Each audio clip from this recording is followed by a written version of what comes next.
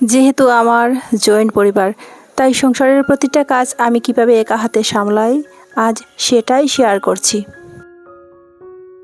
প্রতিদিনের মতো আজও ভোর 5টার সময় ঘুম থেকে উঠেছি। তারপর একটু নিজের শরীরের ভালোর জন্য করে নিলাম একটু ব্যায়াম। তারপর লেগে পড়লাম আমার সংসারের কাজে। রাত্রিবেলার কিছু এঁটো বাসন ছিল, সেগুলো মেজে এনেছি। তবে থালা বাসনগুলো আমি প্রতিদিন রাত্রিবেলায় মেজে নিই। তবে ওই আমার কড়াই আর কিছু টুকিটাকি বাসন ছিল, সেগুলো এখন মেজে নিচ্ছি। আর ওইদিকে আমার এঁটো জল, সেগুলো ফেলে দিচ্ছি ওই গর্ততে। ঘড়িতে বাজে এখন 5টা 15।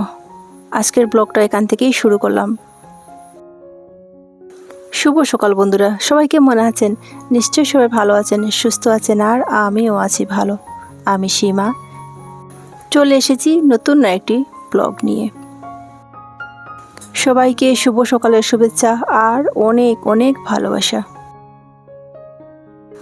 আসাম থেকে আমি সীমা, টিটিএস ব্লগে আপনাদের সবাইকে স্বাগত।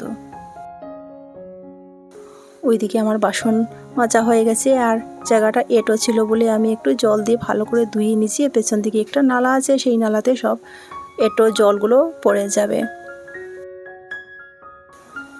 মেজে নেওয়ার পর এবার ঘরে নিয়ে আসছি। এখন আমার যেখানে বাসনগুলো ছিল রাত্রিবেলা, তো এই জায়গাটা একটু ভালো করে মুছে নিচ্ছি।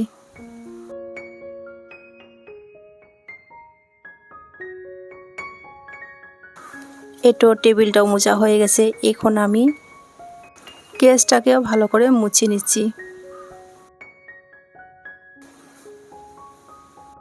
গ্যাস রাত্রিবেলা যতই ভালো করে মুছিয়ে রাখা হোক না কেন, সকালবেলা যদি একটু মোছা না যায় জানি কেমন ভালো লাগে না। তাই সকালবেলাও একটু নেতা দিয়ে মুছে নিচ্ছি।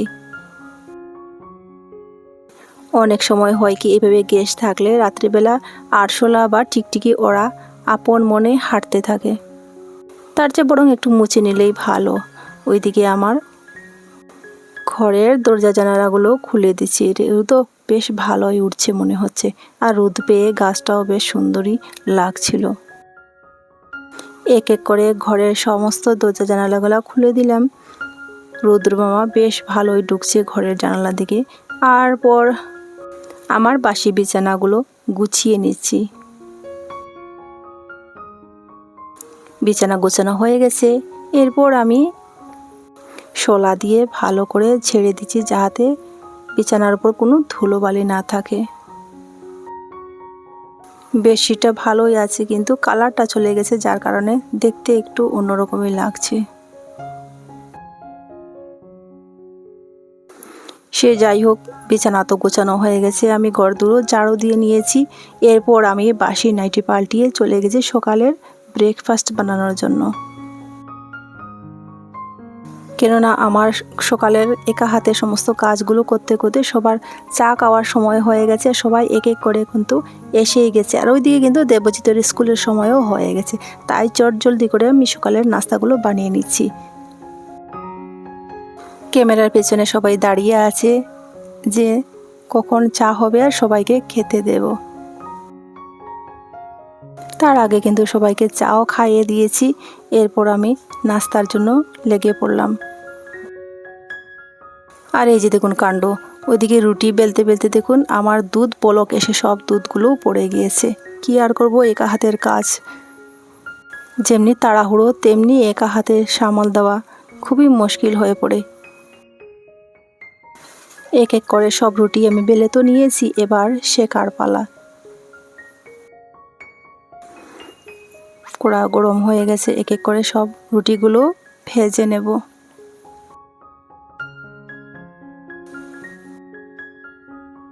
এতক্ষণ ধৈর্য ধরে যারা আমার সাথে জড়িয়ে আছেন, আপনাদেরকে অসংখ্য ধন্যবাদ আর অনেক অনেক ভালোবাসা।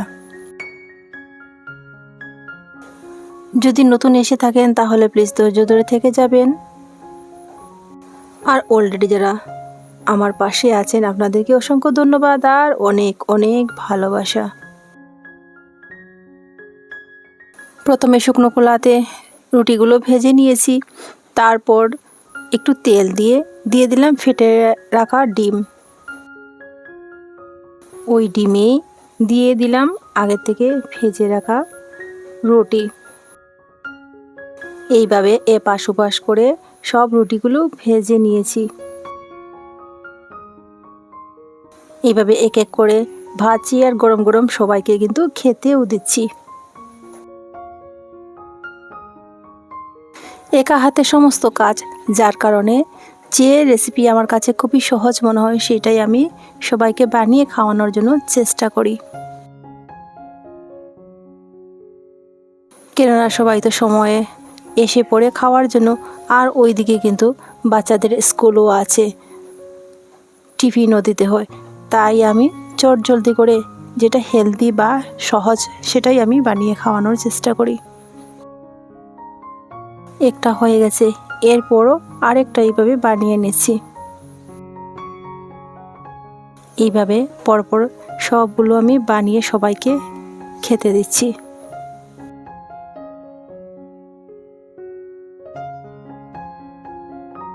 এর আগের ভিডিওতে আমাকে যে সমস্ত দিদি ভাই দাদা ভাইরা সুন্দর সুন্দর কমেন্ট করেছেন, আপনাদেরকে অসংখ্য ধন্যবাদ আর অনেক অনেক ভালোবাসা। আর যারা সাধারণ দর্শক পর্দার আড়াল থেকে আমাকে এত সাপোর্ট করছেন, আপনাদেরকে আমি অসংখ্য ধন্যবাদ। সত্যি আমি খুবই উৎসাহিত হই আপনাদের এই সুন্দর সুন্দর কমেন্ট যখন আসে, আমার ভিডিও বানানোর উৎসাহ তার জন্য আরও দ্বিগুণ বেড়ে যায়। এইভাবেই আপনারা আমার সাথে থাকবেন, পাশে থাকবেন, যাতে আমি ভিডিও বানানোর উৎসাহটা আরও দ্বিগুণ পাই। এই যে দেখুন আমি রেডি করে দিচ্ছি, এর পাশে ওই যে আগে দুধ দেখিয়েছিলাম সেই দুধও দিচ্ছি সবাইকে খেতে। দুধ আর ডিম রুটি এইভাবে সবাইকে বানিয়ে এক এক করে খেতে দিলাম। এরপর তো আমার বাকি যা যা কাজ আছে সবগুলো সেরে বাসন কুসন মেজে স্নান টান করে এই যে চলে এসেছি ঠাকুরের জন্য ফুল তুলতে। তখন গড়িতে ওই 8টার মতো বাজে, কিন্তু রোদ দেখুন কত রোদ উঠেছে। রোদের তেজ পড়ে সবুজ গাছগুলো যেন ঝলমল করছে, দেখুন কি ভালো লাগছে। আর এই গাছগুলোর তো না খুবই ফুল ফোটে, খুব ভালো লাগে ফুলগুলো। আর বেশি করে ফুল দিয়ে ঠাকুর পুজো দিতে আমার ভীষণ ভালো লাগে। যেভাবে আমি ভিডিওর স্পিড বাড়িয়ে দিয়েছি, কখনো কখনো মনে হয় যেন এইভাবে যদি স্পিডে আমি সংসারের কাজগুলো করতে পারতাম তাহলে হয়তো অনেকটা ভালো লাগতো। মানে কি কখনো একটু বসতেও পারতাম। এই যে দেখুন এক এক করে সব ফুলগুলো আমি তো পেরে নিয়েছি। সব ফুল তোলা হয়ে গেছে। তারপর আমি একটা জিনিস আজ দেখতে পেলাম, সেটা একটু ক্যামেরা বন্দি করলাম। আজ সূর্যি মামার চারপাশে এমন একটা দৃশ্য দেখতে পেলাম। দেখুন আপনারা কে কে দেখেছেন, যদি দেখে থাকেন তাহলে আমাকে কমেন্ট করে জানাবেন। আমি একটু গাছের আড়াল থেকে ভিডিও করলাম। দেখুন আজ বা কোনো দিন এই দৃশ্য দেখেছেন কি, যদি দেখে থাকেন তাহলে আমাকে জানাবেন। এই দৃশ্যটা বেশ অবাক লাগলো আমার কাছে, তাই একটু ক্যামেরা বন্দি করলাম। এরপর এই যে আমি ঠাকুর পুজো দিয়ে নিয়েছি। আর ঠাকুর পুজো দেওয়ার সময় আমি কোনো ভিডিও করিনি, একদম পুজোর শেষে একটু ক্যামেরা বন্দি করলাম।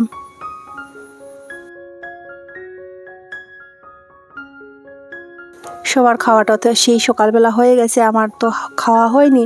আমি এখন খেতে বসেছি।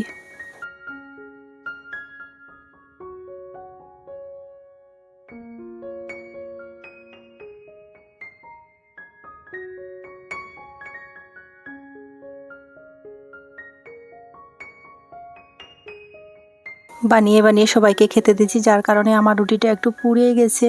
কোনো ব্যাপার না, সবাইকে তো না দিলেই হলো, আমি খেয়ে নিচ্ছি। এরপর তো চলে এসেছি রান্নাঘরে রান্না করতে। লতি কেটে নিয়েছি, ভাপিয়ে বসিয়ে দিয়েছি। দিয়ে দিলাম পাকা লঙ্কা। লতি ভাপানো হয়ে গেছে, এখন নামিয়ে নেব।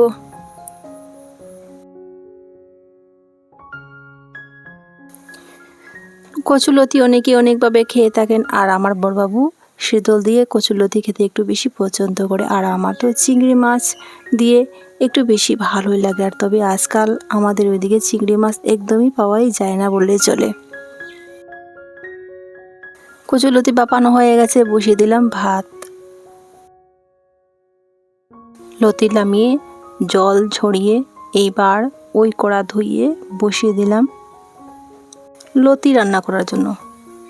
কড়াতে তেল দিয়ে তেলটা গরম হয়ে গেছে। এখানে আছে পেঁয়াজ, রসুন কুচিয়ে রাখা আর আগে থেকে যে লঙ্কা সেদ্ধ করে রেখেছি সেই লঙ্কা এখন তেলে দিয়ে দিলাম।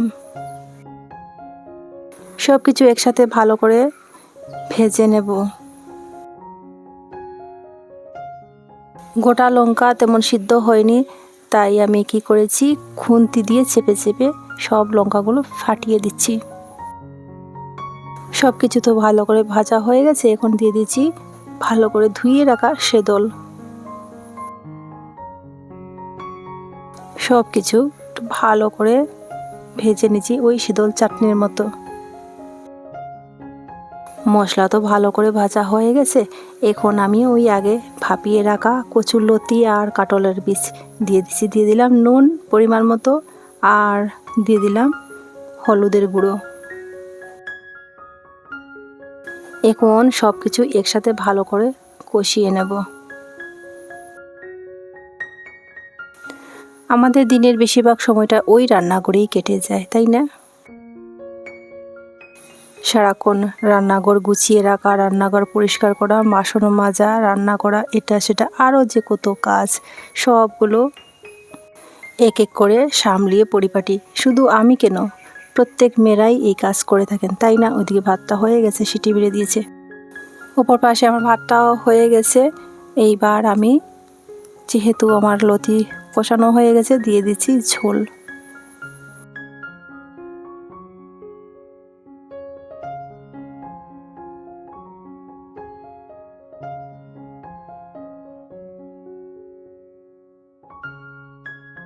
সব কিছু দিয়ে ভালো করে ফুটিয়ে যাওয়ার পর আমার পরিমাণ মতো ঝোল রেখে এখন নামিয়ে নিচ্ছি।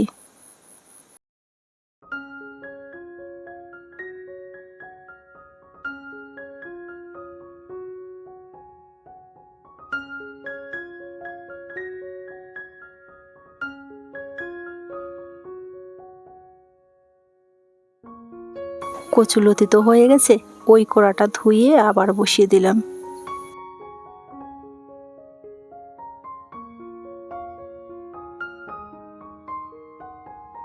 কড়া গরম হয়ে গেছে। এবার আমি দিয়ে দিলাম পরিমাণ মতো তেল, তারপর দিয়ে দিয়েছি পেস্ট করে রাখা পেঁয়াজ, রসুন আর পাকা লঙ্কা, সব কিছু একসাথে পেস্ট করে নিয়েছি।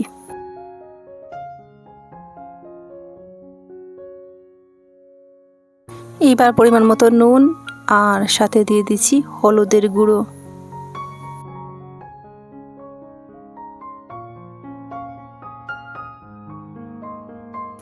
এরপর আগে গরম জল দিয়ে তারপর তার আঁশ ছাড়িয়ে ভালো করে ধুয়ে কেটে রাখা শুটকি মাছ দিয়ে দিচ্ছি। এইবার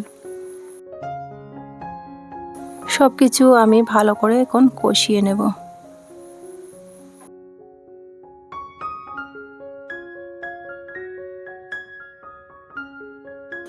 যেহেতু হলুদের গুঁড়ো আমাদের নিজের বাসার তৈরি আর গাছ পাকা লঙ্কা, যার কারণে কালারটা তেমন আসেনি, কিন্তু খেতে বেশ ভালোই হয়েছে।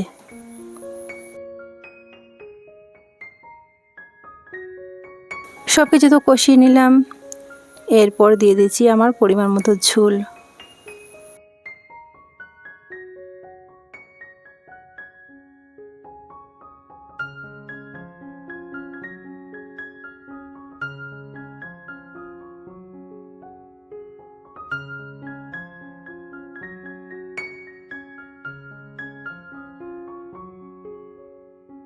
ওই যে আমার রান্না পুরো কমপ্লিট হয়ে গেছে। এখানে শুটকি মাছের চড়চড়া করেছি আর কচুরলতি শীতল দিয়ে, তাতে কাঁঠাল বিচু আছে। এর সাথে ভাত তো আছেই, সেটা আর শেয়ার নাই করলাম, কেননা আগে তো দেখিয়ে দিয়েছি। বন্ধুরা আজ এই পর্যন্ত, দেখা হচ্ছে পরবর্তী ভিডিওতে। সবাই সুস্থ থাকুন, ভালো থাকুন, সাবধানে থাকুন। আসি, টাটা।